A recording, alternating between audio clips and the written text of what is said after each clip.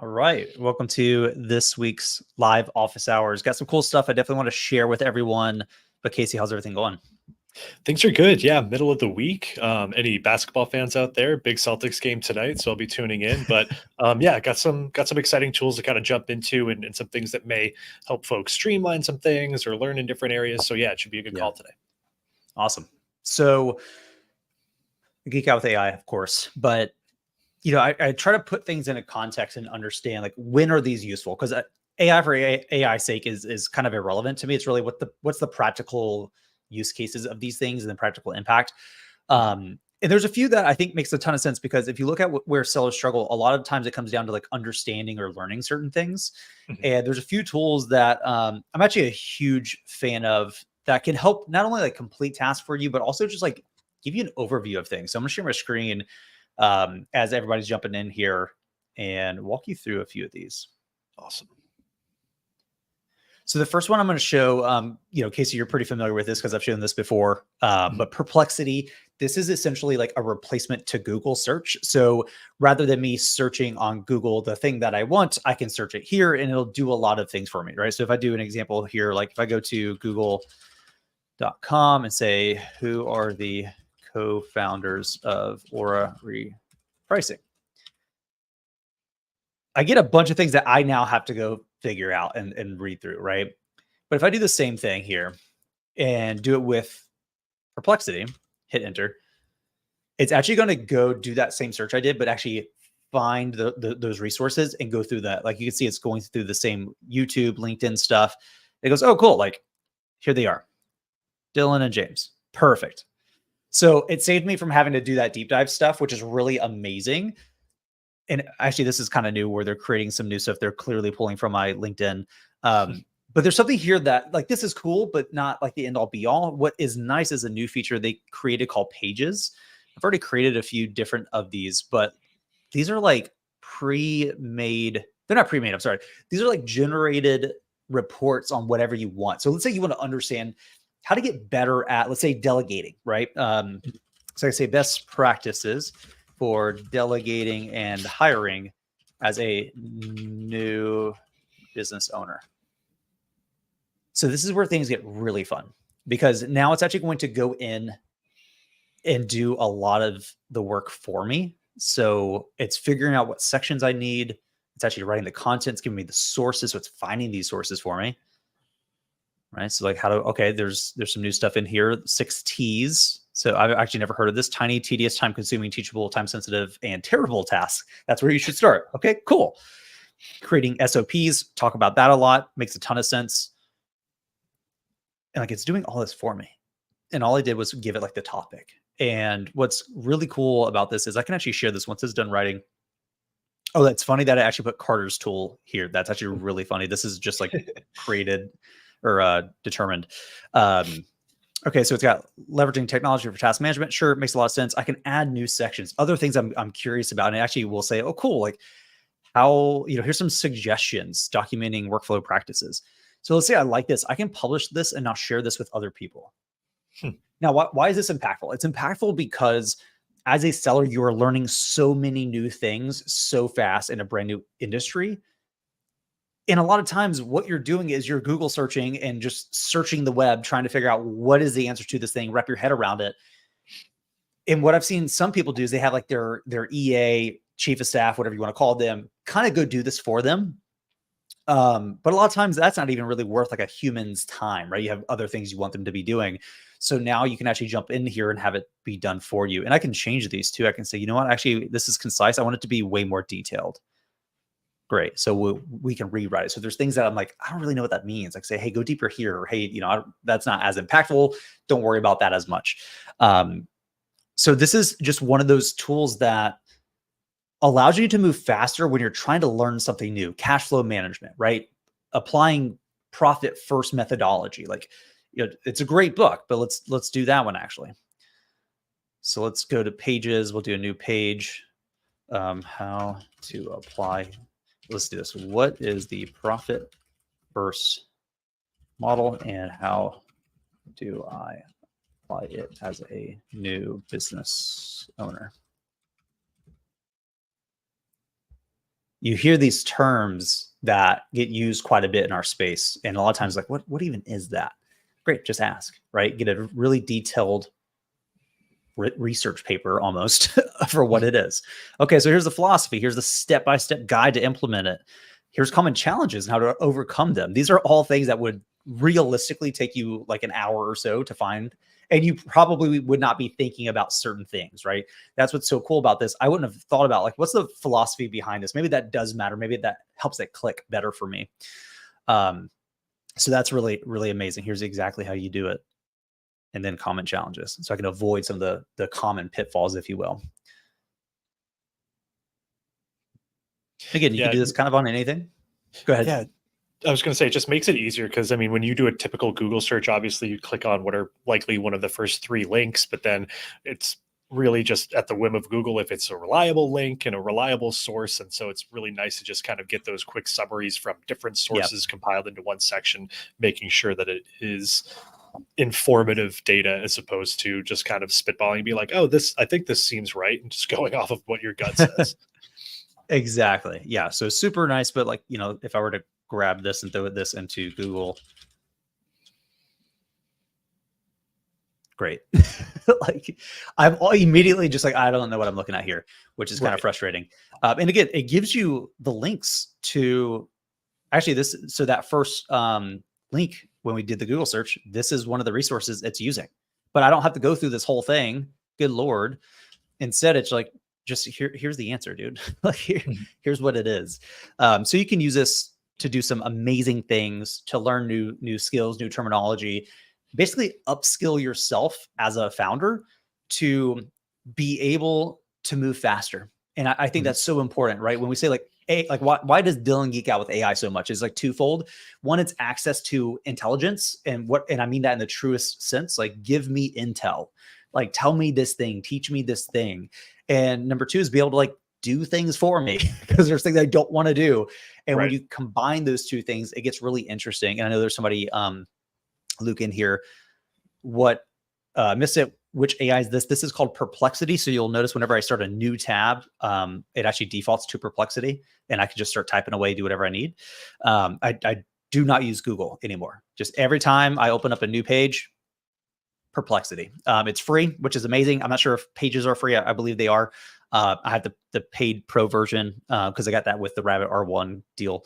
But it is absolutely critical. I mean, it just has, and I have it on my phone too. So anytime I have a question, I just ask that. My kid will be like, "Oh, hey, like, how does that work?" I'm like, "I don't know. Let's ask the question." And great, we got it. And what's cool is on phone, and actually I think on here as well, you can use voice. So I can actually hold it down, ask a question like I would Siri, but it gives me a real actual response, just like it is doing here. So it's some of the most amazing things that I've ever experienced. What are the best practices for cash flow management for an e-commerce business? All right, so it's doing the research. It's figuring out what search queries to use to get the best results, which is even cooler by itself. Here's what it's reading, the exact things. Okay, figuring out so it's actually doing multiple searches, not just a singular search. Here's the sources, and then here's the answer. Just-in-time inventory, love that. Dynamic pricing strategies. Oh, interesting. Dynamic pricing strategies, kind of what Aura helps you do, right? Like cash flow forecasting, yes. Contingency planning, yeah, absolutely. Making sure you have a little bit set aside, totally agree. Managing accounts receivable, less important for Amazon sellers, but you do have accounts receivable in terms of Amazon payouts, so that does matter. Regular monitoring, how are you doing that, right? And I might even say, okay, monitor cash flow regularly. How do I regularly, right? How do I do that? And it's got the context of the previous question, right? So I'm having a conversation now, but it's going to go deeper, right? So again, I get to go deeper on topics. I get to surface up things that I wouldn't have even thought of to ask. And I've mentioned this in a lot of podcasts and interviews I've done. Language does matter. When you understand, like if you're unaware of a term or language existing, you can never interact with it until it's somehow discovered or stumbled upon or given to you. this kind of does that for you, right? Like if you don't know what cash flow management is, you've never heard that term, you can never search for it unless you stumble upon it. But with tools like this, it's surfacing up these things like just-in-time inventory. Yeah, that's actually a huge thing. And yeah, here we go. Best practices for monitoring cash flow. Oh, and here's some tools to help you do that. Awesome. Great. And I can move relatively fast. Or what are tools that help me with this? Again, I can ask anything, get all the answers. And again, I could do the same question as a Perplexity page and get a more detailed overview. That's like, this is really meant to like give you as little as possible to answer the question by still surfacing up some interesting things, but the pages really go way more in depth, which is really amazing. So if I do this same one here, we'll do it as a page.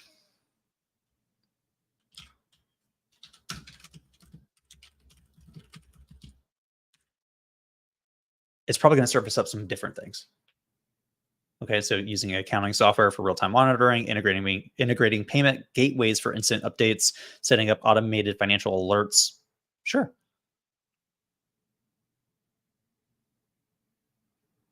And this is just all being created in real time, which is just absolutely incredible to me. Yeah, pretty cool stuff. See, Sam, how much better is the paid version? It's not that it's 10x better. I only have the paid version because I pre-purchased the Rabbit R1 AI hardware device, and basically Perplexity partnered with Rabbit R1 and said, hey, the device is $200. We'll give you $200 in Perplexity credit, basically like a year's worth of Perplexity Pro. So it's like, sounds like a great deal to me. So that's why I have Pro. Otherwise I wouldn't use it. It's still just as good. Like it's still amazing. It's just not as in depth in its research. That's all that really amounts to. But absolutely amazing stuff. See, Luke, AI has exploded this year. Yes, this is why I keep harping on it. I've been harping on it the past, like, I don't know, 12 months. Because, you know, I'd like to be at the forefront of these things, kind of hear and listen to the conversations of like the companies and the founders working on building this future. And you can kind of see where things are going in their timelines and kind of pull that back and say, okay, well, assuming they're off by 50%, that's still pretty close. There's a lot of amazing things that are happening here outside of just, you know, chatting with ChatGPT. There's like actual use cases here, which I'll show in a moment. There's definitely some more. Let's see, Luke, continuing research via a conversation that has context. One of my favorite parts of AI. Yes, that is absolutely amazing. And what he's talking about here is when I'm in that chat, I can ask follow-up questions and it keeps the context of the previous one with me, which is incredible. Let's see. Okay, so I want to pause because Casey, I feel like I cut you off a few times. No, you're good. I feel like you had a few questions.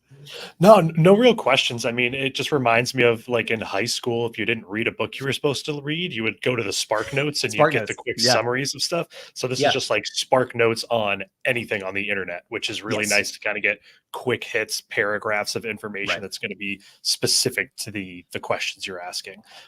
Exactly. But yeah, no questions. Yeah, it makes total sense. And I've played around with it a little bit myself. I can definitely build on Sam's question that the free version seems to handle everything that I need it to. You may be trying to solve some more complex problems than I am, but definitely recommend trying out the free version. I'm not sure what exactly the differences may be, but definitely still a great tool on the free tier. Awesome. Yeah, Sam has a cool, I've never thought about this. One of my favorite ways to use Perplexity when sourcing is, are these two products the same? Source link, Amazon link, a great way to get another set of eyes on your listing. Not foolproof, but really helpful with things like beauty and vitamins, things I have trouble picking up the little details on. Right. So this is the point. I do, and I've said this publicly, but I do think that we are getting to a point where you will have AI agents that are able to source end to end for you, if not with you in the loop somewhere in between. But in the meantime, you can still use AI to be able to act almost like a mini co-pilot or assistant in certain situations. It's not perfect with what we do as sellers, but it can help with a lot of these different things. There's a few different companies, I never know how to pronounce this. I've never heard anybody say it. I call it Naten. But it's almost like a Zapier or a make.com, but way more technical in the sense of like they allow you to do a lot more. Still GUI, you can drag and drop all these things, but you can now hook up to ChatGPT Anthropic. And why does that matter? Because now you can have an input, which might be like, one thing I was playing around with, what if you hooked up SalesGazer, all these emails, right? Like SalesGazer is awesome, but what happens if you could receive that email, parse it using AI, and then just get a summary of the exact, what is the thing here, right? Don't give me the whole email. Just tell me, what is the discount? What does it apply to? And when is it applicable? And for what site? And now just send me a Slack message, basically just with that, with the code. And now I don't have to read the whole email. I'm just getting these deals basically left and right. Or I can have that sent to my VA sourcing team and say, hey, here's your alerts. Well, we can do that with stuff like this. Now, where people get really stuck, move this. And Sam, that's a fantastic use case, by the way. That's really cool. Where a lot of people get stuck is doing prompts. And prompts really sounds, fancy. It can be, but all prompts really is just you saying, do this thing, right? This is why there's a lot of kind of mentality around, if you're not good at delegating, you're probably going to struggle with AI, because that's exactly what you're doing. You have to be able to give clear inputs and outputs and direction. It's only as good as you are. If you say, find me a product, what does that mean? Give me more details. But Anthropic, I've been using Anthropic way more than OpenAI. So OpenAI has ChatGPT. Anthropic has Claude and a bunch of different models. Now, one thing Anthropic has is this generate a prompt. This is really interesting, because I kind of struggle with this, right? So let's go with Sam. Sam has this awesome example here. So I'm basically going to say, here's what the task is, the inputs and outputs I want, and then it's going to create and generate a real detailed prompt for me. So I'm going to say, I'm going to give you 2 products. One is a link to a website.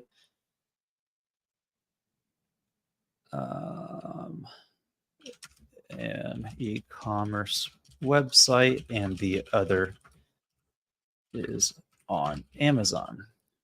Your task is to determine if these 2 products are actually the same or not. So I'm going to say input. We'll do exactly what Sam has here: source link and Amazon link. Output, say yes or no if the products are the same. Now, this is not going to work perfectly because we're not hooking this up to anything, but I just want to kind of demonstrate how this changes. So it's going to generate this for me now. So it's generating the prompt, and you're going to see it how much this expands out. I use this quite a bit, actually. Basically, it's a simple way to get better outputs from the model. So it's actually creating variables here that I can just easily throw things in. Okay, so determine if these products are the same, carefully review and compare the details. Okay, so we're going to view this here. So here's what's happening. You will be given links to 2 products, one from a general e-commerce website and one from Amazon. Your task is to determine if the 2 products are actually the same product or not. Here is the link to the blah, blah, blah. Here's the link to the other one. To determine if these are the same, carefully review. So here's the thing. When we said, are these the same? Okay, if we take our context out of it, determine based on what? Are they the same weight? Are they the same height? Are they the same color? Are they the same product? There's a lot of ambiguity actually baked into there if you take the context away. And so what this does is it actually understood really what I was saying, and then expand and say, okay, is it the same brand, model number? That would help, right? If it goes, yeah, these are the exact same model number and brand, that's probably the same product.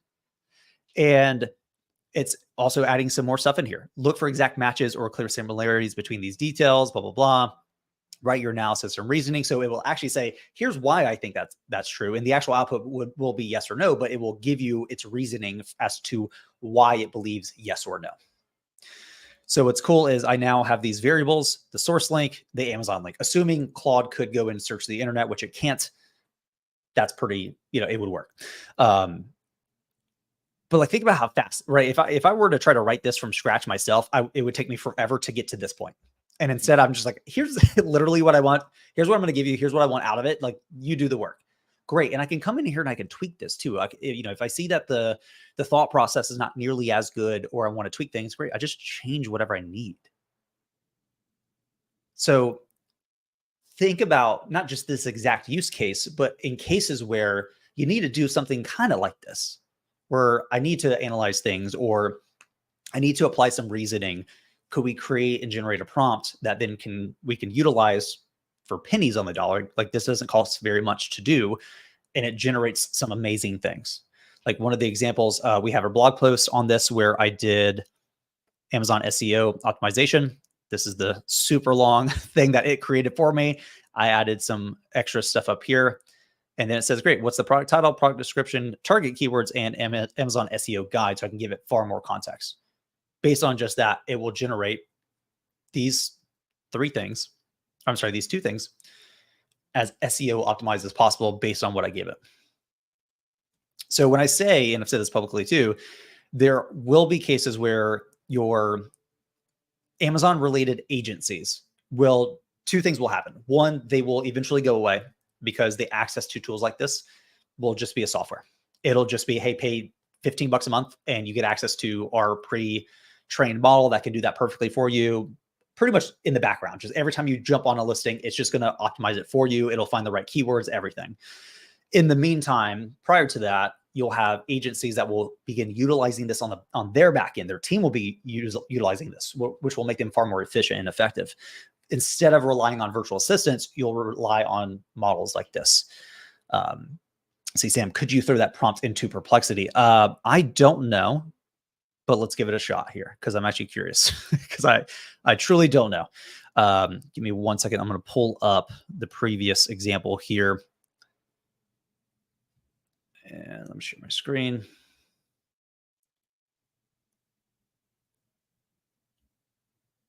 Let's give it a shot. So I'm just going to grab this whole thing. We're doing that kind of analysis here. So we'll open up this, and then let me try to find a good example here to see what I can make it do. What do I want to do? I'm going to do flame, if I can spell boss 500.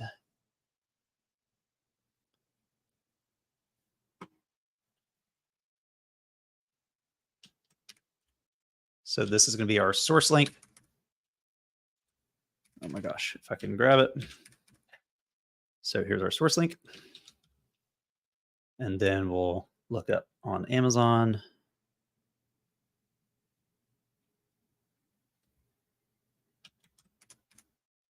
Throw that in there. And we're going to remove all this craziness.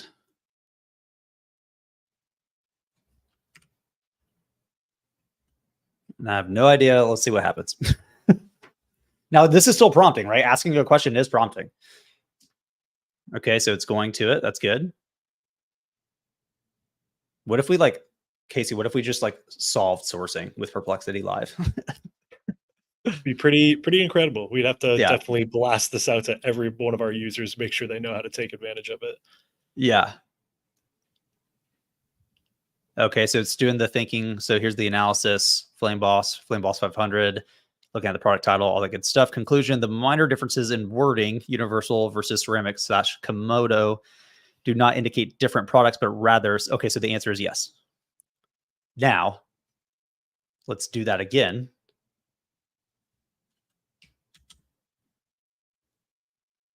And instead, I'm going to do a complete new page. I'm going to give it a different source. Or actually, you know what? I'm going to give it a different, I'll give it this guy. So it's still Flame Boss, so we'll see if we can trick it. So I'm just going to grab that. Again, we'll clean up the address. And let's see what it does this time. Now, Perplexity does have an API, so in theory, you could do this with code.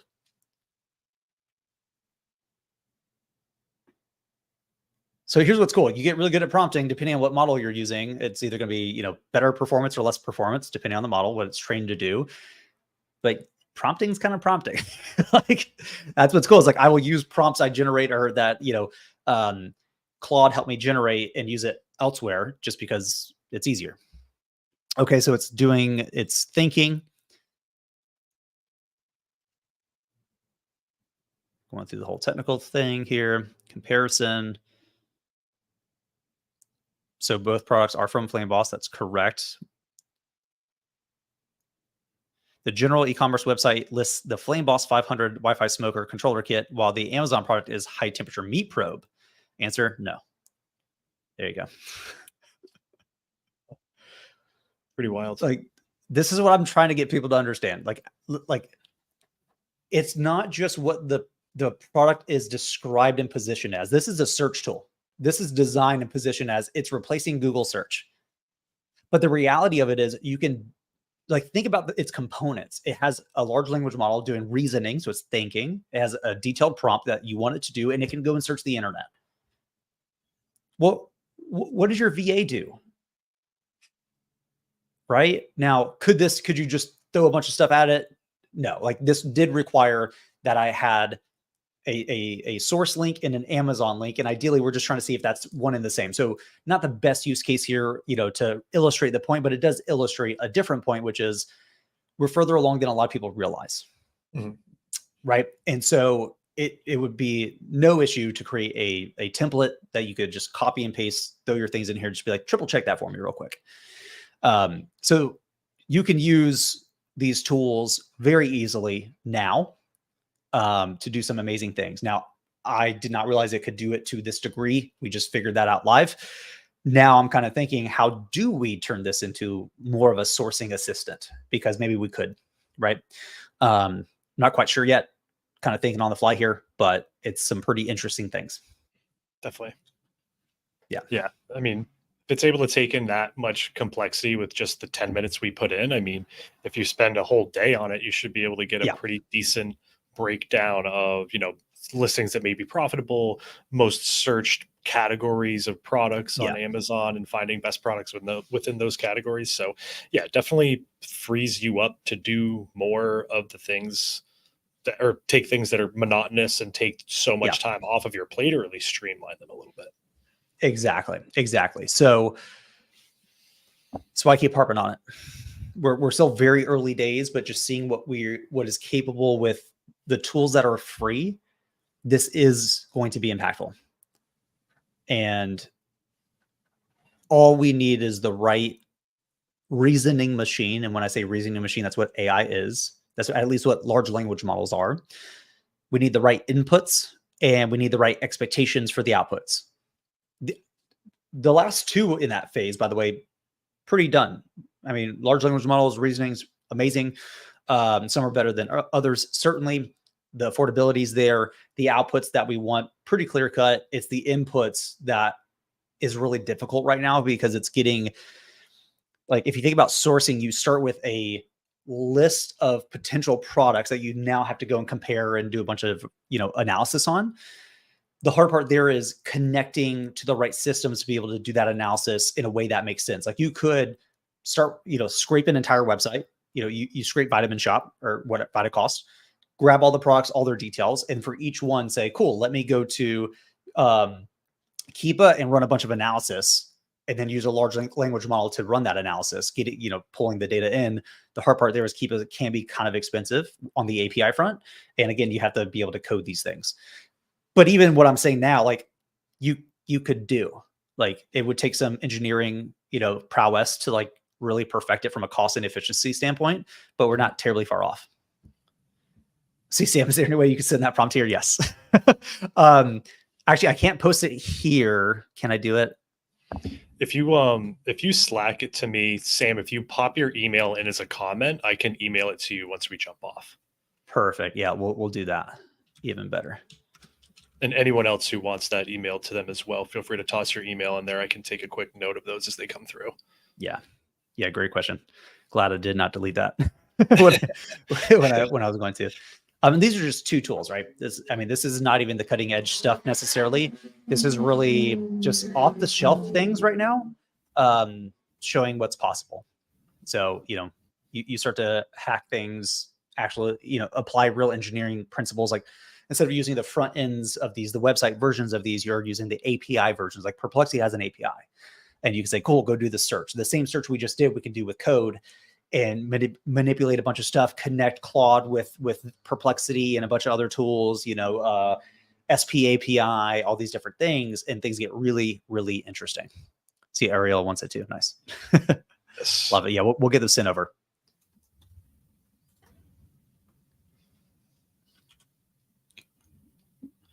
But happy to dive deeper. I just kind of wanted to get the ball rolling here because I had these things that we like to kind of kick off the conversation with something here to kind of get the gears turning. But you get this open office format. You can ask anything. We can dive deeper into a bunch of different stuff. If you want to go deeper into this kind of world, I can certainly show some things that I think are pretty interesting as well that I haven't shown yet. We can keep on that train. But if there's any specific questions related to Aura or anything like that, happy to go in depth there. And I know Matthew has one here. How long does it take Maven to get up to speed?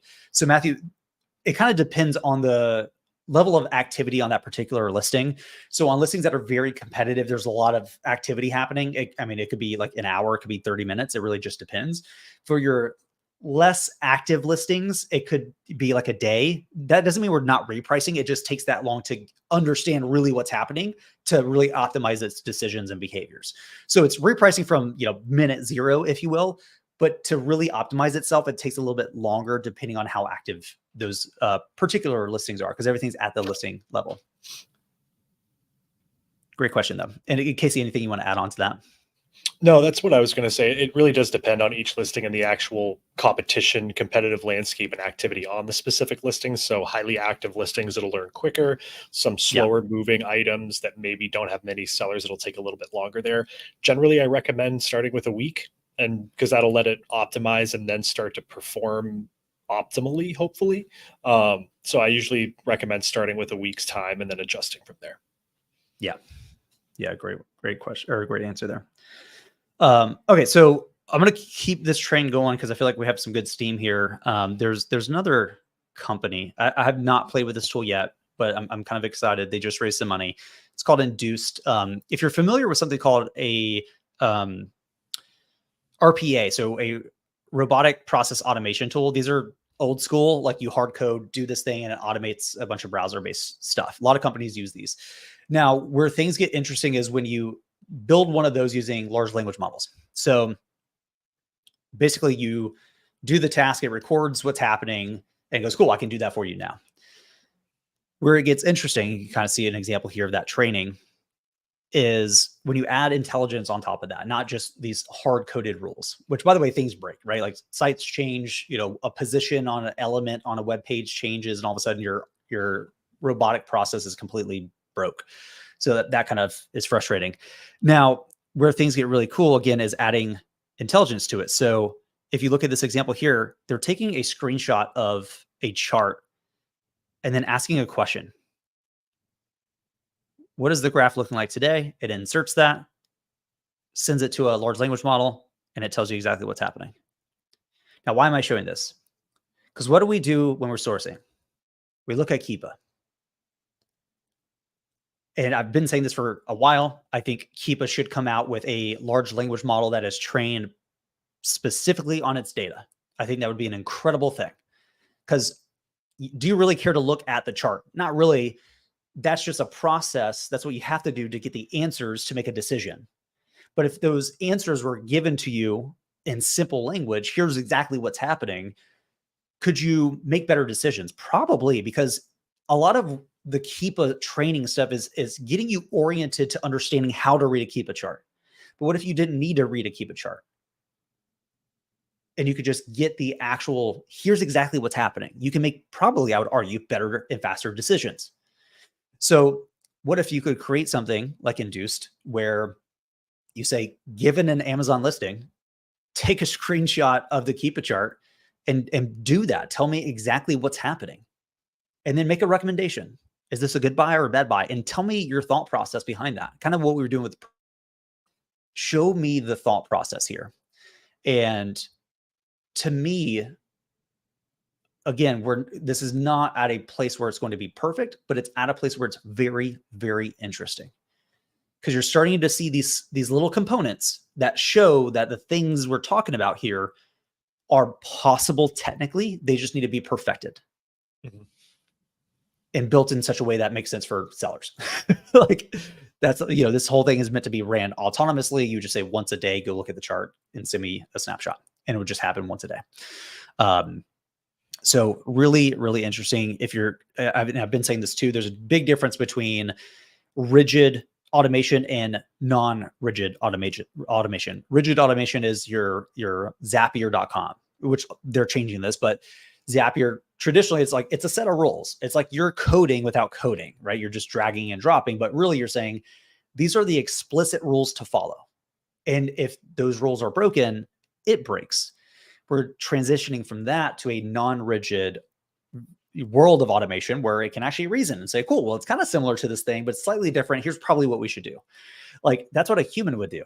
And that level of automation enables more automation of things that previously could not be automated because there are exceptions, because there are little subtle differences.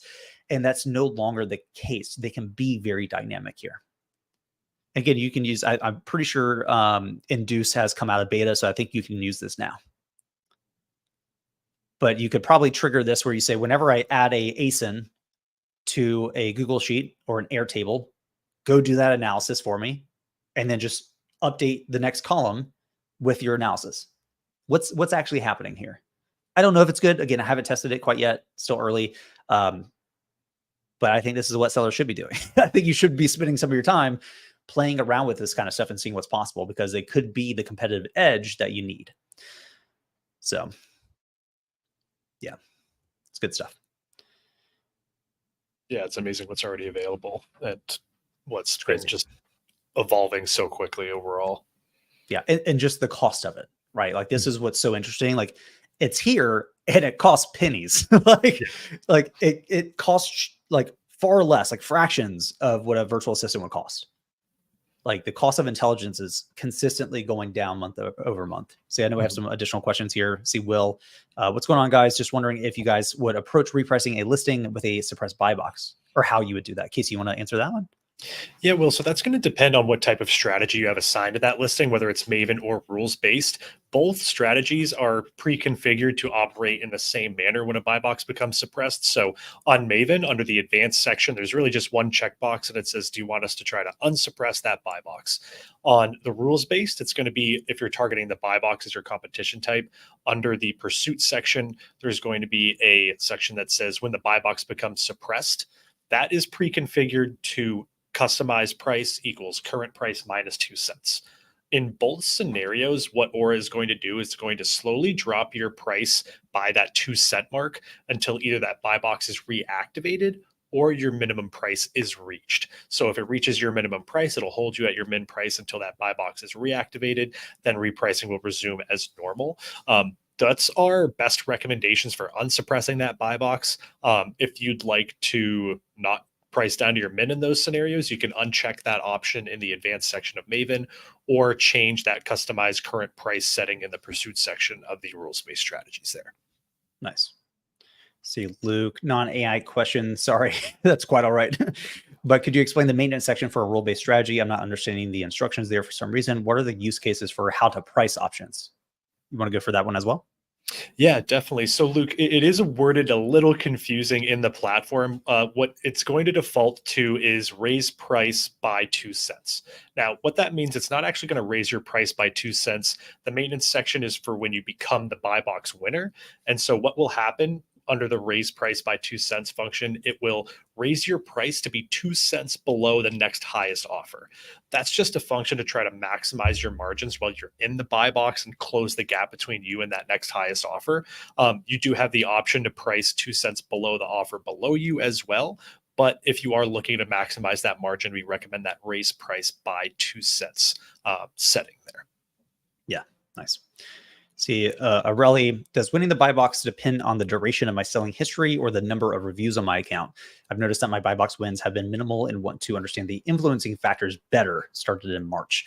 There's a lot of factors that go into it, and it is somewhat a black box. So there is no, here's the exact factors. That's kind of what's frustrating about what we do.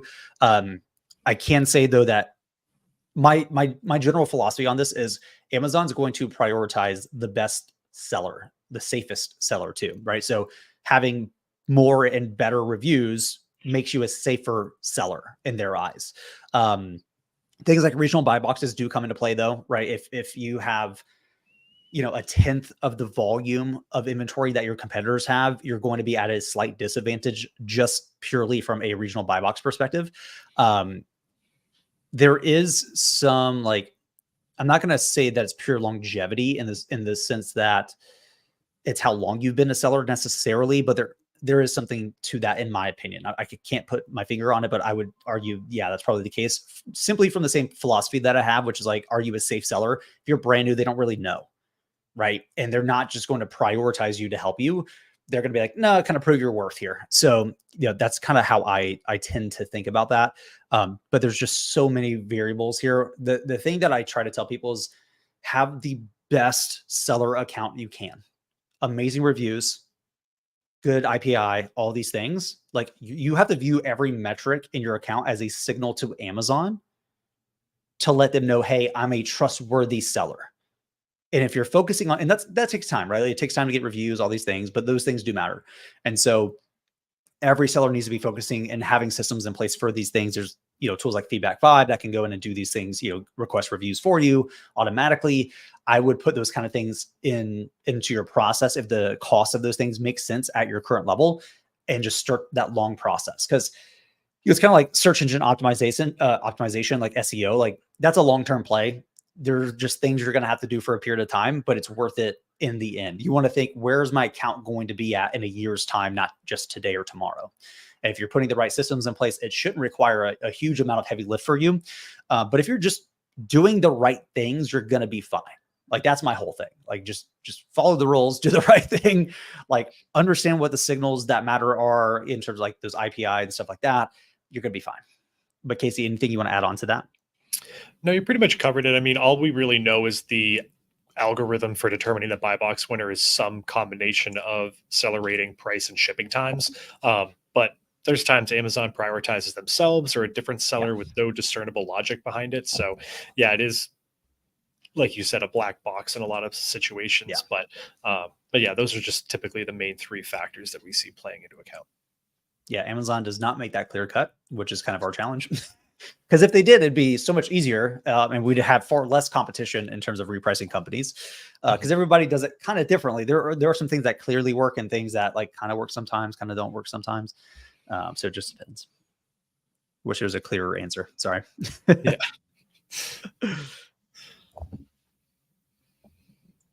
So I know we got about 15 minutes left on the hour. So any other questions? Would love to dive deeper into anything. Again, can be any topic. Happy to deep dive and have some fun. Yeah. Casey, is there anything that's top of mind for you that you want to cover? Nothing top of mind for me. I mean, I know a lot of folks getting started are always asking what strategies should I start with. I always recommend a combination of Maven and rules based. For any new users who may be in the conversation today, I recommend Maven if your main goal is margin.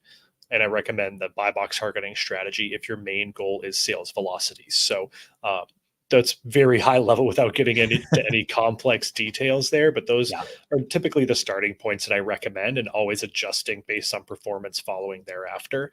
So nothing unusual or strange or any successful trends of customers recently. So nothing really top of mind. I would be curious if there's any, not even necessarily Aura related problems, but just process problems that anyone's running into. See if we can maybe help out there just on the day-to-day tasks that you may be trying to take advantage of. Yeah. One thing I do want to highlight, I mentioned when the low inventory fees got released, everybody's like, what are you doing? What are you doing? And I made a comment that was like, we're kind of waiting it out to see what's going to happen, because I can tell you already there's a lot of contention and things will change. They've already made changes where now if you've sold less than, I think it's 20 units in some period of time, it doesn't apply. So that's the thing. I think when companies rush features on something that requires, or that sits on top of another company like Amazon, I think that's a bad decision. I think that's just rushing things to make it seem like you're fixing it, but really you're just band-aiding things, but things will change again. and you don't really know where they're going to end up. I mean, they could completely remove it for all we know. And so you just end up wasting time and effort. But it's kind of interesting to see them already making changes, because a lot of sellers were like, that makes no sense. like I only ever sell 10 units of a product and never touch it again. How's that affect me? Like, does it not? Right. There is actually a lot of complexity into how these decisions and policies are created and how they affect sellers, because you can't just think of how it affects you. You got to think, how does this affect people at a more macro scale? And what are all the potential edge cases? And I think Amazon's pretty good at doing that. But like any software company, they're going to miss things. They're going to push something out there, get the feedback, look at the data and say, okay, we need to tweak it yet again, until eventually they get to a place where they really like what's happening and sellers are happy, or happy enough, should I say, maybe not happy, because happy would just be, don't have that. But those things are changing consistently. So, I just want to highlight how there's updates, always updates. Wish it was easier. Yeah. For anyone who may be running into some of those fees, I always recommend just adding another $1 or $2 on top of your costs just to cover that potential low inventory fee or any other additional fees that Amazon may be adding on there. So if that is a concern of yours, you can add it into the costs, or you can slightly raise your auto-calculated minimum metric, whether that's ROI, margin, whatever that looks like. Slightly raising that will help cover those margins that you may be missing out on otherwise. Yeah. Sierra really has a good question here. I recently received an email from Amazon about B2B pricing opportunity. Could you please explain how this works and whether it's something I should consider for my Amazon business? What are the benefits and potential drawbacks? So basically, like we have this, we have a business account as Aura. So when we order things on Amazon as the company, we can get business pricing, which is just slightly better or allows us to purchase things in bulk. So you have like volume-based discounts. As a seller or as a previous seller, I never did business pricing. It was less prevalent back when I was a seller. So it's hard for me to argue either which way if it's worth it or not. I would say you kind of don't lose much, because if I'm not mistaken, it's the same inventory. You're just saying, cool, I now also have business pricing for this. And so it kind of opens you up to getting higher volume per order, which is nice. Like businesses don't order one-off things most of the time, although we can. I might need to order 15 things of chips instead of one because I'm ordering it for the office. And so I want to be able to get discounts, volume discounts, things of that nature. So it can make sense. It's not that it always makes sense. I would definitely do the due diligence, look at the profitability, see if it does. And that's kind of a SKU by SKU basis. In terms of potential drawbacks, there's nothing that immediately stands out, but you could price yourself. Like if your margin is way too thin, it may not make sense for you to do business pricing on those particular ones. Because in my opinion, and if anybody's in chat, please correct me if you have way more experience on this, you're trading margin per unit for higher volume per order, which is a nice thing. And sometimes that makes a ton of sense. Other times it really just doesn't. So it kind of depends on where you're at. I think if you're doing wholesale, business pricing probably makes a lot more sense because your margins tend to be a little bit better. Not necessarily always better than OA, but you have less competition in a lot of cases. It's just a different economics model. And so that could make a lot of sense. With OA, RA, I don't know. I've yet to see anybody really talk about this in depth. So I kind of want to do more research on it. But personally, I don't think it would really be worth the setup hassle for OA, RA stuff where you're not going super in deep on certain units.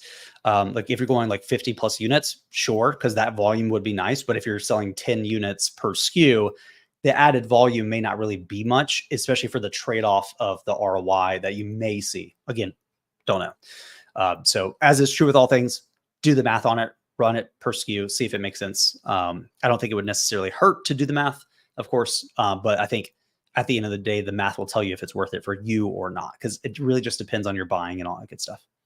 Casey, have you dove deep into business pricing from like with any of our users? I haven't dived super deep. Main reason being that currently Aura does not impact business pricing, so we don't issue repricing to that business version of a listing. So I have just like a very high level understanding of it overall, pretty much just everything you covered. But perhaps another thing to keep in mind, Aurelie, is that we wouldn't be able to optimize your business pricing. It would just be your standard B2C listings there. Yeah. Good call out there. Great question though. Really great question. It's funny. A lot of the things that when I was a seller were they were there, but not really prevalent, not really worth it. It was a lot more merchant fulfilled. Like nobody did merchant fulfilled when I was a seller. It's like, what are you doing? Like, what's the point? But now the economics of it has shifted, especially through COVID, that kind of forced people to buy differently. And because the buying behavior changed, Amazon changed how they viewed merchant fulfilled. And all of a sudden it became worth it because, a decade ago, you could do merchant fulfilled and the profitability was higher, but your sales volume was like a tenth, if not less, of FBA. So you're like, unless you got one-off stuff, which most people didn't, it really just was not worth it. And you had to sort out your house, pack and ship. You're like, okay, it's just not really worth it. But now that's not really the case anymore. You have the demand there. Amazon has allowed, merchant fulfilled, if not, SFP, seller fulfilled prime, to become more of a mainstay thing. And so you're seeing a lot more sellers find this kind of balance with what percentage they're going to be FBA versus SFP or regular merchant fulfilled, non-SFP. So game's changing, like I've been saying for years, like it will continue to change, evolve, become more complex in certain areas, less complex in others. And now you got multi-channel with a lot of sellers experimenting with Walmart and seeing how they're doing their third-party program, which is very different. But my theory here is that they're looking at what Amazon did, but they're trying to do the same things they did in the last 20 years, but in 3, and avoid all their mistakes. Say, cool, you're the case study. We're going to learn from that and not have to recreate the wheel here. And we're going to move as fast as we can and triple down in areas where it took Amazon longer to realize it. They could do it from day one. And I think that's good. I think sellers will need to start thinking more multi-channel, more just differently in terms of like, okay, it's not pure FBA, maybe, but then once you open up multi-channel and some kind of balance between FBA versus merchant fulfilled, how do you decide when it makes sense and when it doesn't make sense? That's where things get really complicated, and you're just going to have to lean on data and good systems, ideally, like a large language model, like AI, to be able to say, okay, well, there are limitations in terms of how much inventory you can purchase based on capital availability, what have you, but where is that split? When does it make sense to do certain things? And I don't think a human's really well positioned to do that themselves. I think you're going to have some kind of system that can pull in all this data and help you optimize what percentage of this particular SKU should be sent to Walmart, should be merchant fulfilled, should be FBA. When do I restock for each individual thing? All these things start to get really complicated. They're solvable problems, don't get me wrong, but I think the way we think as sellers is going to have to shift to a more data-driven, software-based model, if that makes sense. I said this for years, that sellers should be thinking more like a software company and acting more like a software company than an e-commerce company. And my reasoning behind that is you're dealing in so much data. And if you look at any amazing e-commerce brand or just physical products brand, they utilize data to grow exponentially.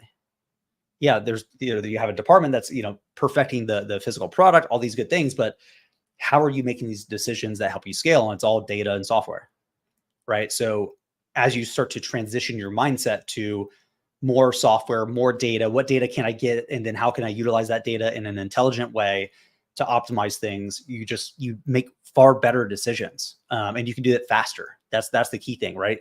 We talk about this all the time. It's speed and complexity. Like that applies to everything, every area of an Amazon seller's business. And the complexity is going to continue to become more complex, and the speed at which you want to be able to react to those things becomes more real time as well.